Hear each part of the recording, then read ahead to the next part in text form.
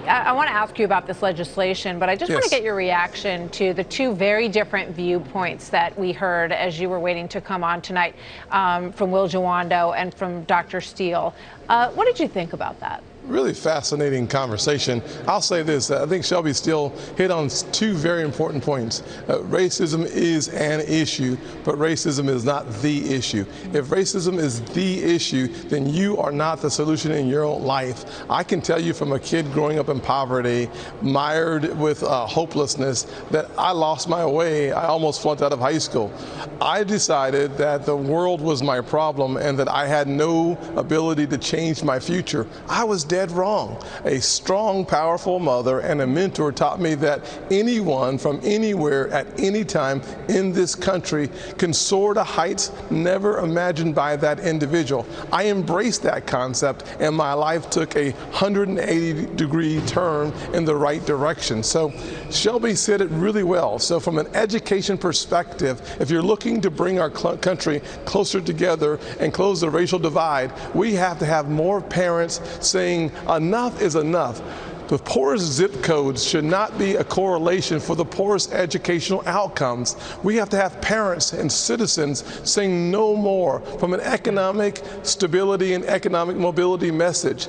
Opportunity zones will bring $75 billion into the most distressed communities in the country. That means we can create entrepreneurs in the places where there are no jobs. I became an entrepreneur. It changed my financial life and my mother's as well. So the truth is that racism is an issue. It is not the issue. Individual responsibility has to be embraced for the human flourishing to hit its maximum potential. I've experienced it, I know it, I've studied the issue, and the response continues around this country, whether it's Ben Carson, Jason Halliburton. There are so many examples around this nation of people who've decided that enough is enough, I must be responsible, and as a responsible American, I'm going to do the hard work, even if it's a little harder, and I will get amazing results. And I will say, this country stands strong. It is the most powerful, optimistic nation on earth. Yeah, well, that's a good message. I feel like we have to get back there. And I know that you're trying to absolutely lead the way right now on this legislation that would go a long way in police reform. You heard from Senator Schumer. It looks like Senate Democrats are not lined up with you on this. So what kind of change can we expect to come out of the Senate in this bill? Well, we have an amazing opportunity to say to the American people, we hear you. The police unions are perhaps a part of the problem on the left. They say that there are poison pills that they're not willing to discuss, and there are other things that they want in the legislation, when in fact 75% of the legislative priorities in my legislation, the Senate legislation, and the House legislation all line up to be the exact same thing. Will the Senate Democrats not come to the table and negotiate when you have 3 out of the 4 items you want?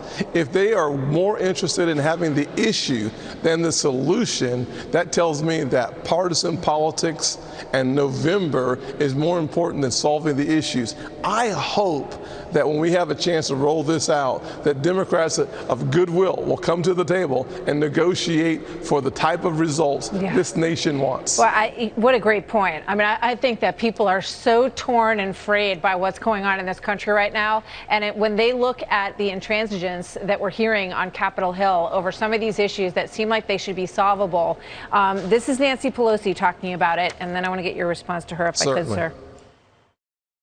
For the leader of the Senate to say it's going nowhere, we don't want any of that, is really disgraceful. We all know that we need to have guidelines, we need to have training, we need to have database, we need all of those things. But we also need to have some serious legislation to make sure it happens nationally. So where are the areas of agreement? Can you get there? And can you get there before the July 4th recess? Well, Martha, what I just heard from Speaker Pelosi, God bless her, but part of the things that she said that I agree with is the fact that our bill deals with data collection and more information so that we know what's going on in agencies around the country. With good information, it leads to the second tranche, which is training, training, and training. We can actually provide training on de-escalation. We can talk about the necessity to intervene. We have the resources pointing in the right direction when you have the right data. So we agree on both of those tranches.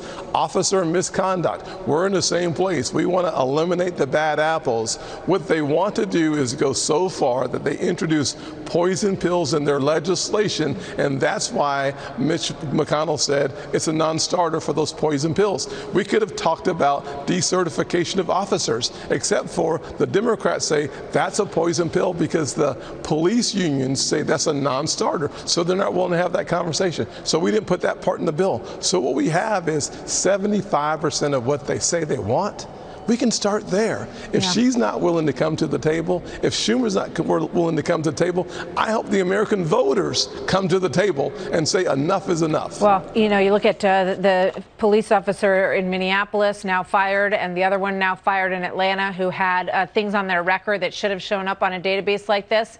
And, you know, the investigations will show perhaps that they shouldn't have been doing their jobs. We'll see where this goes. I think most Americans can be on the same page on that, and we'll see what can happen on Capitol Hill. Senator Scott, always good to see you, sir. Thank you so much for being here tonight. You too.